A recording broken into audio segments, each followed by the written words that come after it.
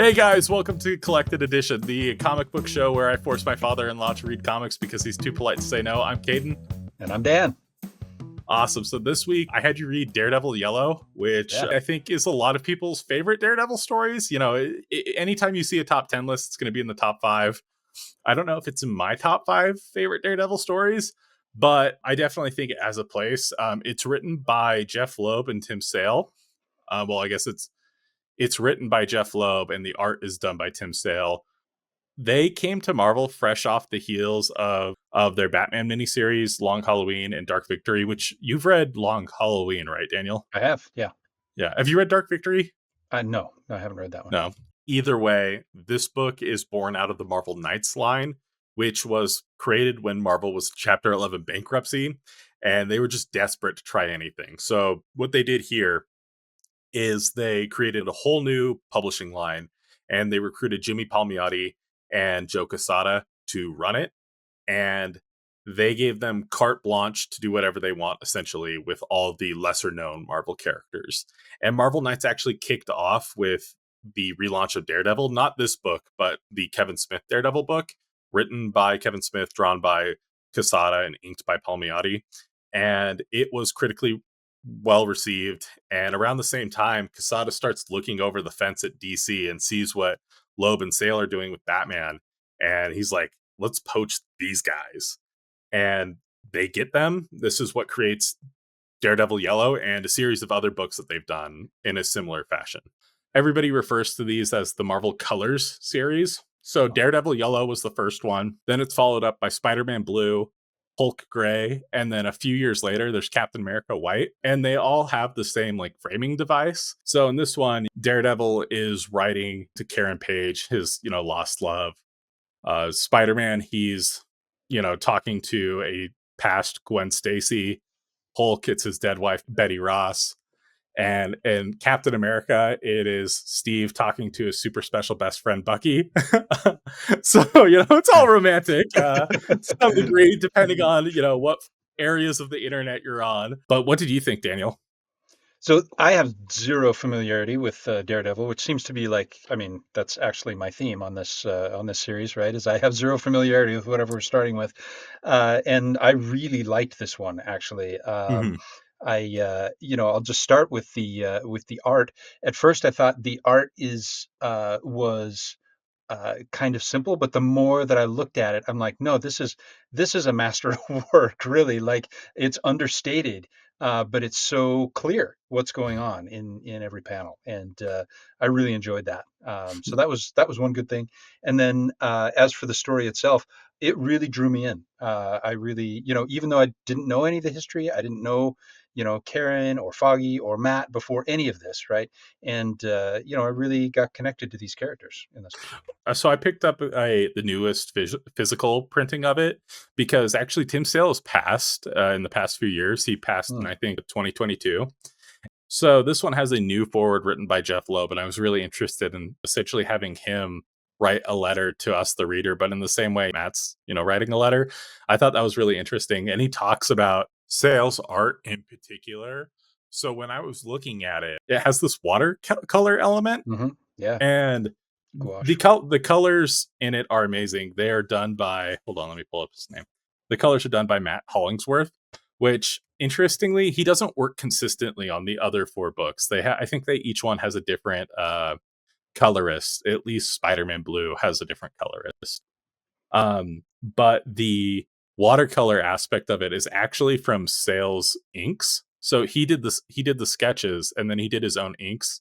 So he took the traditional, Loeb refers to it as India ink. So he took that ink and he put it into a coffee cup and just mixed it down until it was more gray than anything else. And that's how he did all the inks for the book. So every time you kind of see that watercolor effect, apparently it's a byproduct of ink and not the coloring. So okay. Usually when somebody wants to get into comics, these are one of the first books I give to them based off of what character they like. Because really the story here is just Loeb and Sale revisiting the original first 5 or 6 issues of the original Daredevil run. So that's why it's so penetrable in a lot of ways. Is it's just them remixing the original Stan Lee stories. And because they're just adapting those early stories, it allows the plot to be relatively simple and just let them explore, character relationships. But as far as summary is concerned, I know this is a part of the show we usually do. I'm going to keep it light. We just see Matt Murdock's origin into Daredevil and his initial first three adventures. We meet Matt in college. He is already blind. We get a hint at the fact that he had some experience with a radioactive element that caused him to lose his sight, but in turn enhanced his other senses. But really, we just open kind of him already in law school. He already knows Foggy. They're best friends. They're going to be law partners in the future. And his father, Battle and Jack Murdock, is an over the hill boxer who's taking fixed fights. And in his final fight, the fight before the championship belt, he's supposed to throw it. And for whatever reason, Jack doesn't throw it. And he's murdered as a result by the fixer, the supervillain. I guess it's not really a supervillain. He's a mob boss. He's called the Fixer. But Roscoe Sweeney, the also known as the Fixer, kills Battle and Jack as a result. And due to the lack of evidence in his murder, even though Matt definitively knows Sweeney killed him, Matt is forced to watch as Sweeney is let go by the justice system. So Matt takes Battle and Jack's boxing robe and turns it into the original Daredevil costume and seeks vengeance against the Fixer. And in his pursuit of him, the Fixer just up and has a heart attack and dies. And to some extent, I think in later versions they'll explore the fact that Matt didn't get vengeance, but Matt is emboldened by this experience and becomes the hero named Daredevil. And in the meantime, him and Foggy have opened their law practice, and Matt walks in and he meets their new secretary, Karen Page. And for Matt, it's, love at first radar vision, I guess. And Loeb, in the interviews that I read, he likes to look at the Matt, Karen, Foggy love triangle of it all and say that this book is, a rom com more than anything else. I don't agree with that, but I don't know. What did you think? Cool. Yeah, the thing I think, we talk about the love triangle between the three, right? The two friends and Karen. And what struck me actually was the lasting power of his relationship with his father. Like to me, this is a love story within a love story, right? Like Mhm. the original one it really does center around his love for his father. And Mhm. something that I find really interesting about that is how tied to the place Matt is by that love, because his dad is a product of that entire neighborhood, of that place and time. We revisit over and over again, the bar, the gym, the college campus, and we get these loving shots of the city, that are just very dramatic while still being understated. And to me it really feels like Daredevil, more than or at least differently, like Batman is there for Gotham as a city, right? Yeah. And Spider-Man is there kind of for the underdogs of New York, right? Mhm. To me, like the impression I got from this, again as a newbie, is just Daredevil loves some individual people, by extension then it allows him to love the city that he's in and love the work that he's doing there. Well, and like this idea of it tied to places, because it opens up on Fogwell's gym and it closes on Fogwell's gym, and Daredevil is like it's funny to me because we talk about like all the Marvel characters. It's like a joke in universes that you'll see characters talk about it, and they'll be like, "Oh yeah, if you could attack like Portland, for example," and they're like, "Yeah, you could do that, and it's no big deal because all the heroes are like super centralized in New York specifically, Right. and barely, and it's because that's where the Marvel bullpen was. That's where all these characters are getting produced out of." But Daredevil in specifically is obsessed with like Hell's Kitchen. It's his home, it's his neighborhood. Which when you look at it, it's like 6 blocks. I think A Hell's lot Kitchen is, happening there. yeah, and it might have been. I think it was plagued with gangs and crimes in the '60s, but not so much anymore. I think it's actually one of the more gentrified areas of New York anymore, where actually in the MCU to get Hell's Kitchen back to what it was, thematically in the 60s, they have to use the destruction of the first Avengers movie to justify why Hell's Kitchen is now back in the gutter. Oh. But yeah, you talk about like it being like this love story within a love story. And I think that's something that we see with Matt a lot as a character. Um Outside of the story as well is Matt's always looking for something to fill like a hole in himself, and he outright says this in the story is, you know, my like he essentially talks about how his heart is beating in tandem with his dad's, and then his Hmm. dad dies and there's a hole in his heart. And I don't even know if he knows initially if he like, I think it's interesting his relationship with Karen because I think while he's immediately attracted to her, I don't know if he has any intentions to pursue that out of the gate because of course Foggy's also smitten with Karen, Hmm. and he doesn't really hide his intentions to Matt's like pursue her No, romantically. he's pretty clear about it. Yeah. But Matt's completely oblivious. Yeah, he says so. He says so time and time again, right? And it's interesting, coming into this blind and not having a sense of who the character is.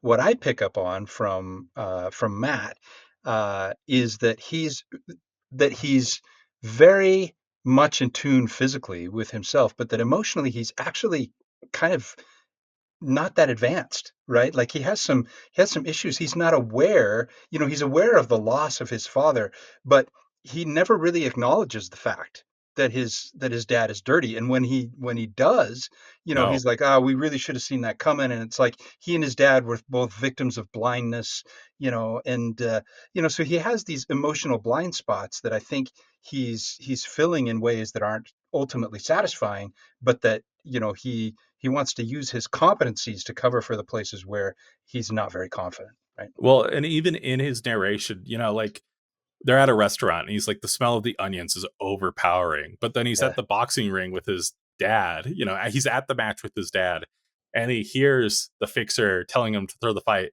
and neither Matt in the narration or Matt in the current situation acknowledges that at all. And that's right. I think it plays into the framing device. It's ignoring not only the Frank Miller inspired grittiness, but it's also ignoring the grittiness that was even inherently there in the original text. Mm, Is by writing these letters to a dead Karen, it's Matt romanticizing the past. And yes. he's romanticizing his father, he's romanticizing Karen, because I guess I don't want to tell you too much because eventually plan to have you read these stories. But, Karen in a lot of, and he hints at this in the book. There's one moment where he talks about secrets and, what Hmm. you do for a secret. Right.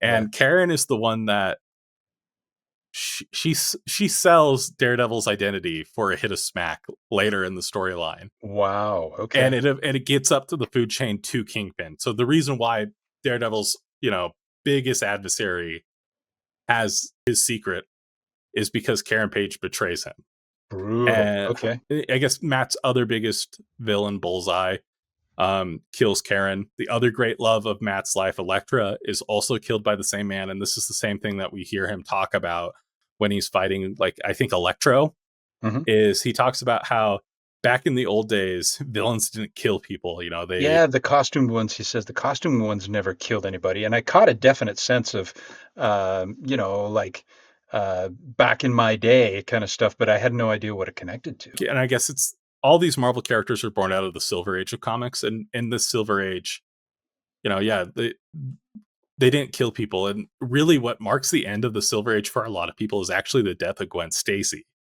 Mm, when Green Goblin, throws her off the George Washington Bridge.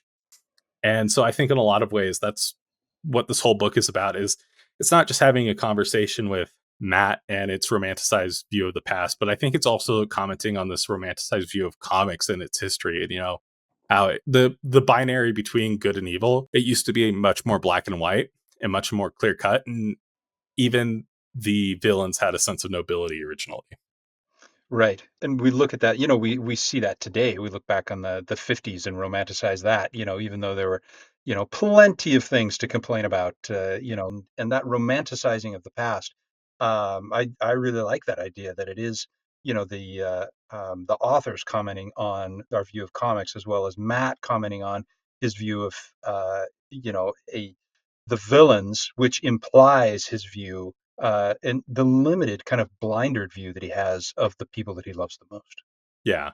I think Matt's is not the only character that has that issue in this book because I think Foggy is another character who has that issue in the narrative where, he's Matt's like platonic, heterosexual life mate for a lot. As far Right? as Yeah. far as anything is concerned, Foggy Nelson is the most consistent and the most long term relationship that Matt Murdock has ever had.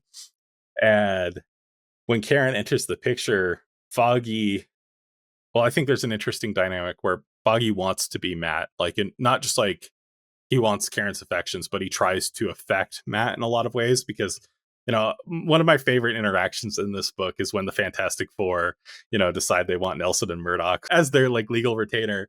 And Matt has this interaction with Reed where Reed's referring to him as Mr. Murdoch. He's like, "Oh, you can call me Matt. Mr. Murdoch is to Mr. Murdoch." And Reed's like, "Oh, okay, you can call me Reed." And as Foggy leaves, he's like, "What'd you get a load of this guy? Oh, just call me Matt."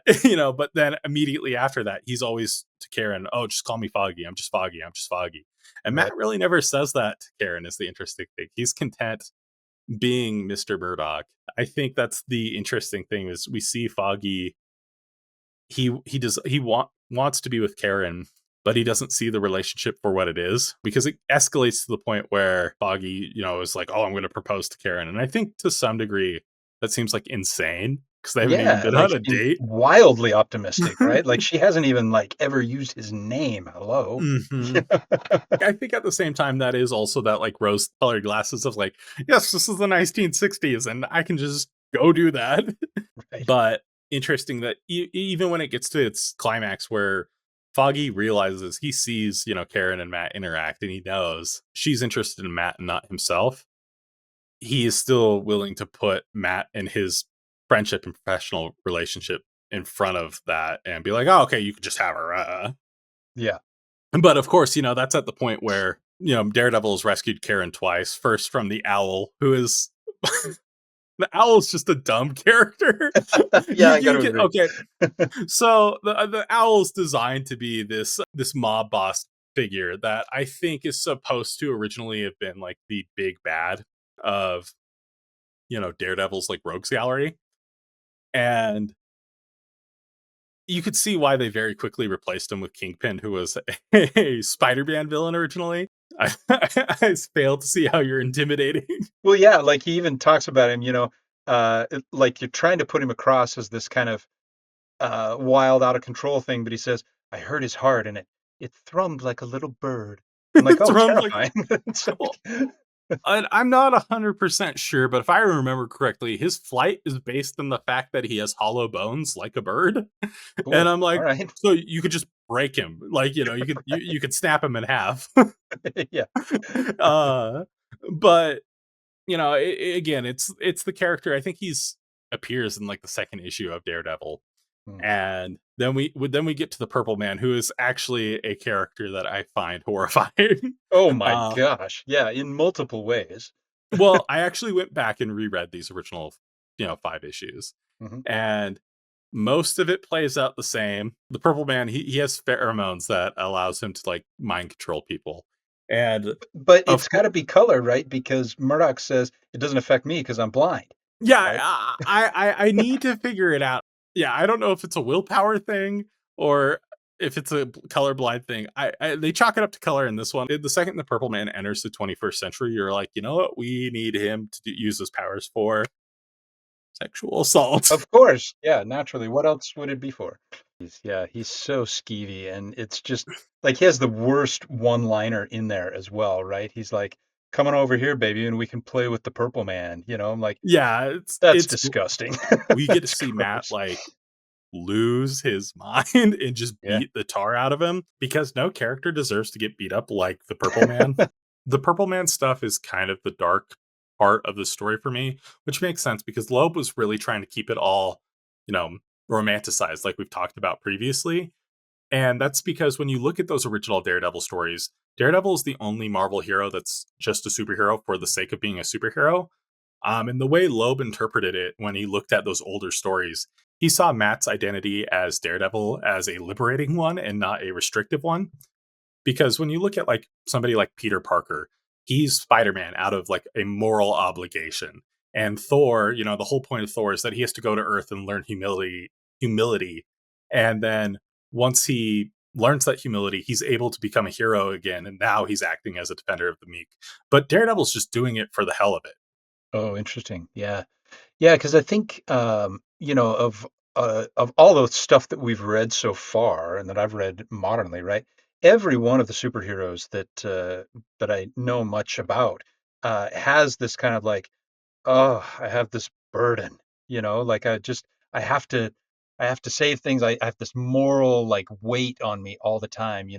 And Murdoch, he's like, yeah, man, like this This is is actually I'm cool. I'm having a great time, like To think I am held in the same regard as the Fantastic Four and the right. Avengers, like, I'm like, you know, whoa. for him. It allows him to be, his most true self because, and this is something they talk about in this book, is he's a lawyer because his dad wanted him to be. His dad wanted, it was very important for Jack to have his son be educated, where what Matt really wanted to do, and in this version they don't tell you how he's trained in this way, and if you look at the original comic, it's like, oh yes, I jumped rope and hit the sandbag, did my 1960s routine of how to be a strong guy. And that's why I um can bounce my nightsticks off of 15 different surfaces and hit three guys in the face and catch it again. Yeah, it makes a lot more sense once they introduce the ninja elements, where it's like, Hmm, okay, like Daredevil is this, he's a bruiser like his dad, but he has all this ninja training that makes the character make sense in the grand scheme of things. I think for Matt, it's like, no, he's got too much of his father in him, in the sense that at his core he is a fighter. Daredevil is his way to let that out. yeah. One other thing that I really liked from this, and this so far has been a common theme in all the ones that we've read so far, is we're always dealing it seems like in the stories we've read so far with origins, right? Like, Mhm. where do we come from? How have we gotten to this point? And what I liked about this was the same thing that I liked about Absolute Batman, which is that the origin story doesn't focus on, at least in this particular case. I know there's other cases where this isn't so, but Mhm. in this particular thing that we read, right? It doesn't focus on the ninjas and whatever he mentions briefly. There was some radioactive isotope or something like that, Yeah. and switching of senses, from one to the other, and obviously he talks about the effect of those senses on the plot, right? But really, what we get is the emotional origin of Mhm. Daredevil and Matt Murdock, because they're both kind of two sides of the same coin, and you never really know which the real face is. And I like the fact that again, the origin is drawn out over time. It doesn't come down to one singular event. It's a culmination of several. Well, and I think it's whenever you tell a flashback story in comics, it's always like, oh, okay, what question are we going to answer? Like how did Batman learn how to fight aliens, or how did like the bat signal get created? And in this, it's how did Daredevil switch from the yellow costume to the red costume, which goes unexplained when Wally Wood takes over the book, the art duty in the original series in issue 6. It's unexplained, and Loeb was like, "That's the question we're going to answer," but he does it in such an interesting way, where it's essentially Matt moving from the yellow costume to the red costume is Matt moving on from his love for his dad to his love for Karen. Hmm. Because she says, oh, like they're talking about his costume. She's like, I would prefer it if it were red. Very next scene, she's wearing red at the law office, and Matt's got a red tie on because he knows that's what she likes. Right. And then, of course, he switches to red, and that's when Karen finally decides to refer to Matt and Foggy as Matt and Foggy instead of Mr. Murdoch and Mr. Nelson. Which, do you think this begs the question that she was like, Foggy had a chance up until this point? Because seemingly she stops being interested in Matt the second she starts referring to him as Matt instead of Mr. Murdoch, and Foggy happens the same way. So I guess if Loeb thinks it's a rom com and if he thinks it's a love triangle, maybe Foggy had a better chance than we're led to believe. Yeah, I think that's a little bit of wishful thinking, maybe on Karen apologists. Yeah. I think that it's he wants if that's so, he's trying to have it both ways, as an Hmm. author, because we get these little hints all along that Karen suspects that Daredevil is Matt Murdock, right? Yeah. And then if we're saying that she loses interest in Matt Murdock, then either you've got to say she doesn't know, or we've got to say she's already kind of being there as an ally and helping him in keep his identities separate like that, right? And by doing that, she's kind of in a way taking a bit of power for herself and saying, well, now that I'm in on this game, we're Hmm. equals, right? Yeah. Well, and that's interesting because I think when she does, I when Matt does tell her they get into a relationship and he tells her, "Oh, I'm Daredevil," she can't handle it and she leaves. Oh, okay. Is what happens in the main text. But I think in this one, because and I double checked it, and in both the original story and in this, when he's saving her from the owl, he calls her Karen Hmm. without Right. without Daredevil having a plausible way of knowing her name. And I think in the original, she doesn't. I think there's a comment, but she doesn't suspect anything. But here, it's one of those things where it can be pretty clear cut. And this is debatably in continuity. I think there's no reason why this can't slip in. Um, there's like one continuity errors. There's a Daredevil character called the Matador. They completely gloss over him, and he's taken care of in a newspaper. It's the newspaper Karen's reading to Matt, and technically that issue happens after the Purple Man issue, where we see it happen before. But Okay. who cares? Like, there's I don't know if there's anything in those issues where constitutes it happens in a linear order. Like for Pete's sake, like Stan Lee will forget that Peter Parker's last name and refer to him as Peter Palmer. Or sometimes Spider-Man will not have the hyphen to the point where I think they've actually made a joke about it lately, where there's Peter Parker from Earth 616B, and it is Peter Parker, it's Peter Palmer, Spider-Man, or Spider-Man, no hyphen. Spider-Man. Spider-Man. All intents and purposes, everything happens the exact same. It's just those two things are different. Yeah, right. Yeah, yeah. This So it's pretty I fundamental. think like early Marvel continuity is like simultaneously super tight, but also like very fast and loose. Mm. I don't know. Like, is there anything else that you wanted to talk about? He says, "Where is the man without fear?" Right, and in this, that's clearly referring to something that I couldn't tell hardly anything Oh, about, because there's nothing in these issues to indicate that he's not fearless, right? And he looks mhm. fearless in every thing that we see him in, and so there's some mourning or some sense of loss there for something that I have no idea what he's referring to. So yeah, like that's Daredevil's big thing is he's the man without fear. Right. Originally, it's born out of like I think the name. Um, is that and I think it's born out of that swashbuckling nature of it. But in this book, they talk about how like the measure of a man is like not is and how many times he gets knocked up the mat and can get back up. Which I like the Spider Verse movies, have essentially taken that mantra and they've given it to Spider Man. Mm. But that's why I'm like, I think it's more of a Daredevil thing because Spider Man has it rough, but like Matt for me always has it like 10 times worse. Yeah. Just in the sense that like editorial will let him have it 10 times worse. So I think what he's coming at is the fact that this is a Matt who's had his heart ripped out again, and he's trying to reconcile who he is.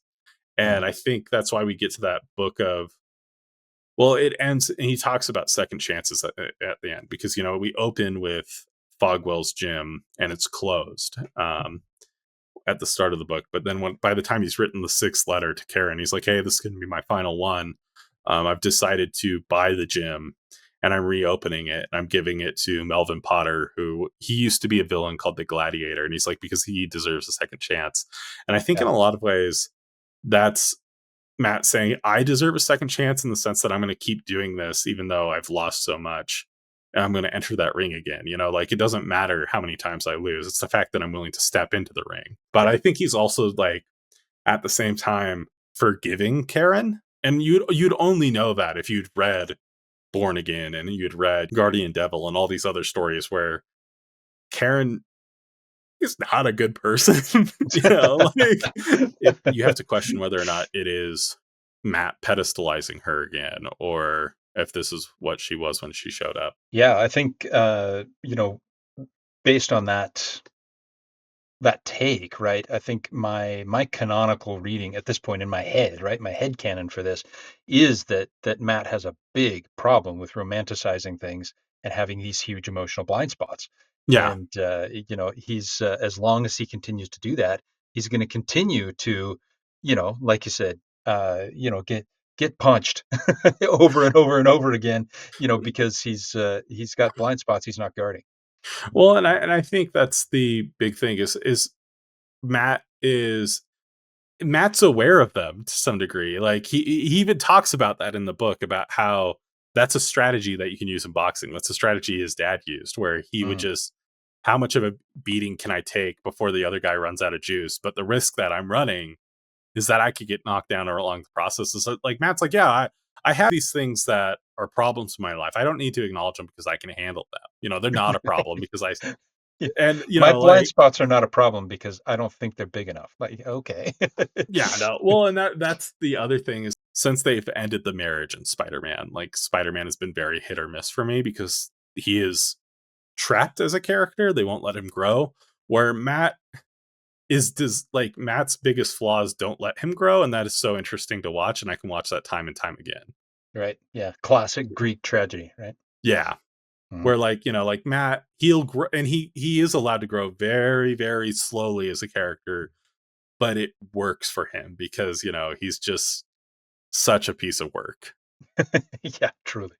No, I think, as we've talked about this more, initially, I didn't assign a whole lot of emotional depth to that and more sentimentality. But I think if you take it as on its own terms and really look at what the emotional implications are of some of these character choices, right, that there really gets to be kind of layered in a lot of ways, and Mhm. you can kind of read a lot of subtlety into the motivations of each of these characters, and I appreciate that about this medium. I guess that's us talking about Daredevil Yellow. So we'll see you guys next time. This one will probably end up being shorter, but hopefully I don't get copyright struck for music again. You'll see a lot of people be like, "Oh yeah, Spider-Man is always getting like punched in the gut by like the world." Spider-Man is getting punched in the gut. Daredevil's getting punched in the dick. Like he's just like, All the time. like you know, I'm not gonna say Daredevil has it a million times worse than Spider-Man. Like the funniest thing is out of all the characters that in this Marvel Color series, they're all writing or talking to these dead characters. Karen Page is the only one that hasn't come back to life. Oh, You I was know, going to ask about that actually. granted, Marvel has so Gwen Stacy is like she's come back as a clone like more than once. And we have Spider Gwen, who's an alternate version of her. They've recently posted like the most macabre like image on the internet, where it is a photo of Gwen Stacy's tombstone, and it just has it has a shovel next to it. It's been dug up, and it has the caption of "Nothing is sacred, 2025." Okay.